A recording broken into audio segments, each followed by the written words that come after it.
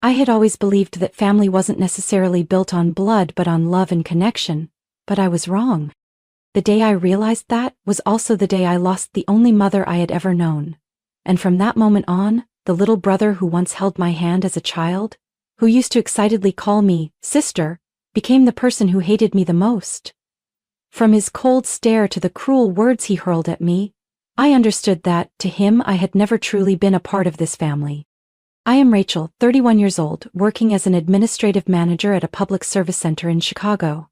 I don't share my stepfather David's blood, but he raised me from the time I was little, loving me as if I were his own. He was a quiet man yet full of responsibility, always looking at me with the gentle eyes of a real father. I grew up believing that no matter what, he would always be my family. David married my mother when I was 6. He had never had children of his own until my mother gave birth to Ethan, the little brother I once cherished like a treasure. I remember it vividly. When Ethan was just learning to walk, I would always rush to catch him whenever he stumbled. During those years, I truly believed that we would always be a close-knit family, unbreakable by anything. But then tragedy struck. When I was 24 and Ethan had just turned 15, a car accident took my mother's life. That day I was at work when I received a call from the police. By the time I arrived at the hospital, it was too late. The stark white walls, the cold glow of the surgical lights, the hurried footsteps of the doctors, all of it was useless in bringing her back. I was devastated, but at least I still had my stepfather and Ethan. I thought that in the pain of losing our mother we would lean on each other to get through it. But I never expected Ethan to choose a different path. The cruelest one. At the funeral, amidst the muffled sobs of relatives, Ethan stood in front of my mother's portrait and suddenly screamed, his eyes red with anger. "It should have been you who died, not Mom." I was stunned. In that moment I saw pure hatred in the eyes of the little brother I had once loved with all my heart. I wanted to believe it was just grief speaking, but it wasn't. From that day on, Ethan was no longer the same child I had known. He avoided me, spoke to me with disdain, deliberately emphasizing that I was nothing more than a stepchild. I lost count of how many times he told me that I wasn't really part of this family, that I had no right to be here, that I was an outsider. My father David, though heartbroken, still tried to hold us together. He repeatedly scolded Ethan, even getting angry when he spoke such hateful words. But it didn't matter. Ethan only grew colder toward me as he got older, treating me more and more like a stranger. I gradually came to accept the truth. In my brother's eyes, I was no longer his sister. I was just an outsider. My father passed away on an autumn morning suddenly, just like my mother had years before. The night before, he had called me, asking about my work and reminding me to take care of myself. I still remember his warm voice over the phone. "Rachel, don't overwork yourself. Come home for dinner when you have time." But the next morning, I received a call from the hospital. My father had suffered a heart attack at home and passed away before he could be saved. I thought I was strong after everything I had been through, but standing in front of his cold, lifeless body, I completely broke down. He was the only one left in my family who truly loved me, the one who had always protected me from Ethan's cruelty, and now he was gone too, leaving me alone in this world. The funeral was quiet and solemn. I stood beside my father's casket receiving condolences from his old acquaintances, neighbors, and my colleagues. Ethan arrived more than an hour late, walking into the funeral home wearing an expensive suit and an expressionless face. He didn't say a word to me, just gave a brief nod to a few relatives before sitting in a distant corner. I wasn't surprised. Ethan had hated me for a long time. My father's death didn't change that. But everything truly began after the funeral, when my father's lawyer contacted us to discuss the inheritance. My father hadn't left behind much. A small house in the suburbs of Chicago, an old car, some savings, and a retirement fund investment. I didn't care about the money, but I knew Ethan did. The meeting took place at the lawyer's office. I arrived on time while Ethan, as usual, showed up more than 30 minutes late. When he entered the room, he didn't even glance at me. Instead, he walked straight to a chair and leaned back with an arrogant smirk. The lawyer opened the file and began reading the will. I already knew that my father had divided his assets between us both. Even though I wasn't his biological child, he had legally adopted me after my mother passed away. I had equal inheritance rights as Ethan. But Ethan scoffed and immediately interrupted the lawyer. "This is ridiculous." He crossed his arms, his voice dripping with contempt. "Why should I have to share my father's inheritance with someone who isn't even related to him by blood? Rachel, you were just my mother's child. You have no right to anything." I stared at him. I didn't feel anger or pain anymore. I had grown used to hearing these words from Ethan. I simply replied, "This is what our father wanted. He was wrong. And now, he's no longer here to fix his mistake." Ethan shrugged, his voice chillingly cold. "I'll take everything. You just need to sign the renunciation papers, and that's it." I clenched my fists. Just as I had expected, Ethan would never change. I didn't want to fight him. I didn't need money, didn't need the inheritance. All I wanted was to escape this family's shadow, to completely sever ties with the brother I once loved. I took a deep breath, lifted my head, and looked Ethan straight in the eye. "Fine, I'll give up everything. But in return, from this moment on, you are never to contact me, never to look for me, never to appear in my life again, not even once." Ethan scoffed. "You think I would ever need you? I'd rather die than have to reach out to you." "Good." I stood up, turning to the lawyer. "I'll sign the renunciation papers. After today, Ethan will no longer be a part of my life." I walked out of the office without looking back. I had lost my father, but today I had also cut off the last remaining tie to this family, with my own hands. And I think, maybe, that was the best decision I had ever made. I thought that after that day I would never have to hear from Ethan again. I had signed the renunciation papers, cutting all ties with him. He could take everything my father left behind, spend it however he pleased. It was no longer my concern. But I was wrong. 3 months later, Ethan called me. An unknown number flashed across my phone screen, but I knew right away it was him. I hesitated for a few seconds, then declined the call. But Ethan didn't give up. The messages started flooding in. "Rachel, I need to talk to you." "Rachel, please pick up. This is important. You can't just ignore me like this." I didn't respond. We had an agreement. He wanted everything. I had stepped aside. But now he wanted to reach out to me. I knew for sure this wasn't going to be anything good. 7 days later, I walked into my office as usual, placed my bag down and powered on my computer. But just a few minutes later, my coworker, Anna, peeked her head in. "Rachel, there's a guy standing at the front desk insisting on seeing you." I didn't even need to ask. I already knew who it was. I walked out to the reception area. Ethan stood there, noticeably thinner, dark circles under his eyes, his clothes slightly wrinkled. The moment he saw me, he rushed forward, making no attempt to hide his urgency and desperation. "Rachel, I need your help." I crossed my arms, keeping my voice calm. "It's with an agreement, remember?" Ethan bit his lip but then let out a long sigh, lowering his head. "I have no other choice." I watched him, waiting. Finally, he had to admit the truth. After inheriting everything, Ethan started spending recklessly. He moved out of our father's old house into a luxury apartment in the city, bought a new car, designer clothes, and threw extravagant parties. He thought he had won. But then the debts started piling up. My father, David, had taken out several loans to sustain his life. He wasn't as wealthy as Ethan had assumed. The savings he left behind only covered a portion of it, and Ethan couldn't handle the rest in time.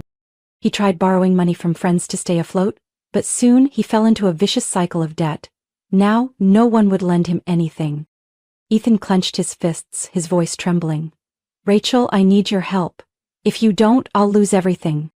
I looked at him, feeling not even the slightest bit of sympathy. "You had everything, but you wasted it all in just a few months." "I didn't know Dad had debts. If I had known, I wouldn't have spent so much," Ethan shouted. I shrugged. "You didn't know because you never bothered to find out. You only thought about enjoying yourself, never about responsibility."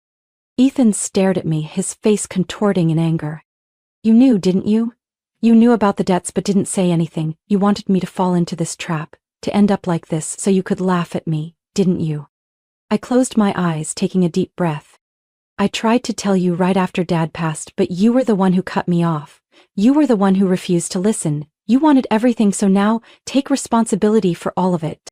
Ethan staggered back a step, his fists clenched tightly.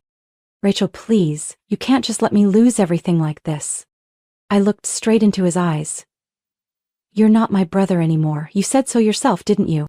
Ethan opened his mouth but couldn't say a word. I turned away, leaving him standing there in his own despair. But I knew this wouldn't be the last time Ethan came looking for me, and I knew this wasn't going to end so easily. Ethan didn't stop after that. He became more persistent than ever. At first I thought that if I ignored him long enough he would eventually give up, but I was wrong. Ethan didn't know how to give up.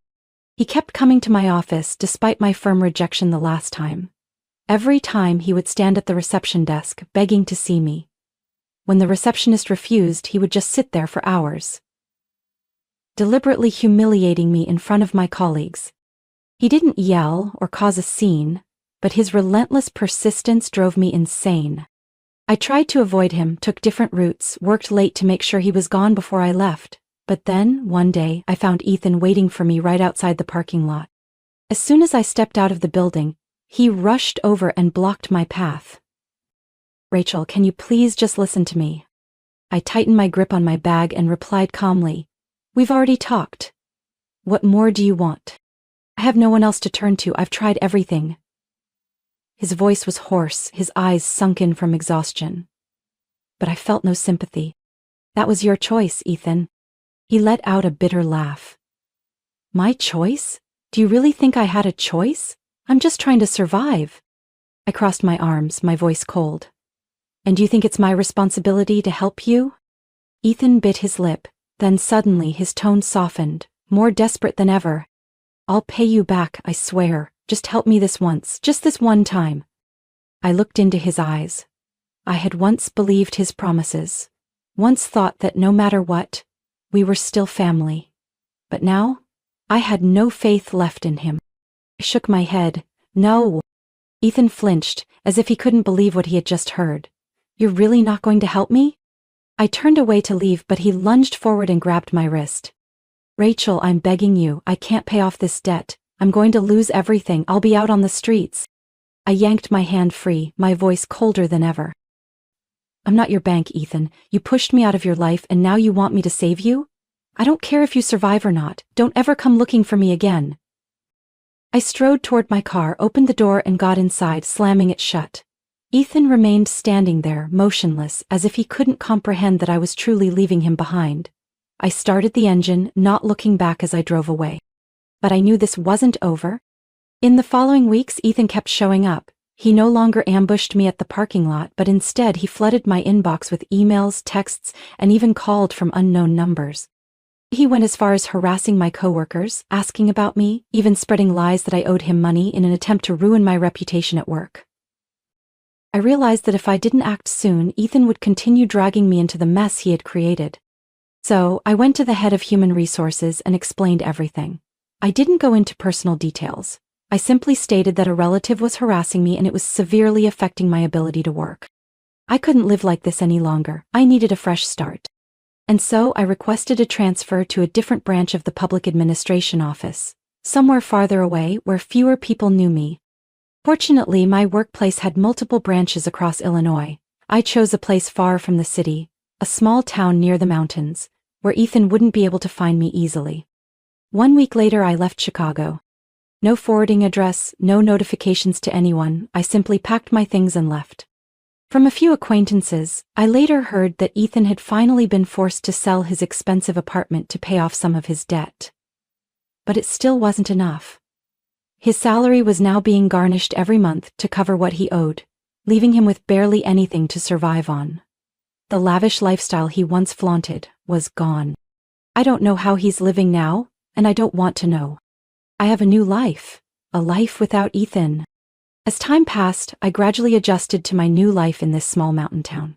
No more judgmental stares, no more past haunting me, and most importantly, no more Ethan. The work at the local administrative office here was busy in its own way. The population wasn't large, but everyone needed assistance. Unlike in Chicago where everything was rushed and impersonal, here, people treated each other like family. My new colleagues welcomed me with warmth and sincerity.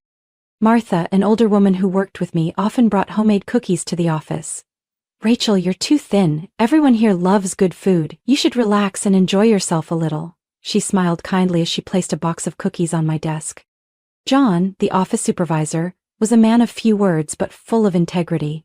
On my first day, he patted my shoulder and said, "There's no distinction here. Everyone has their own worth. You'll be just fine." Those words made me feel like I had stepped out of a thick fog. For years I had been fighting against judgment, constantly proving my worth to a family that had never truly accepted me. But here, no one cared who I used to be. They only knew me as Rachel, a colleague, a friend. I slowly fell in love with the peaceful rhythm of life here. The crisp morning air, the winding stone-paved streets lined with trees, the cozy little cafes with warm golden lights. Life was neither extravagant nor fast-paced, but it gave me a sense of peace I had never known before. Occasionally, I still heard bits of news about Ethan from old acquaintances. After I'd disappeared from Chicago, he had desperately tried to find me, but his financial troubles didn't allow him to keep searching for long. The luxury apartment he once bragged about was sold off to pay debts. His expensive car was gone. Every month a portion of his salary was deducted to cover the remaining loans.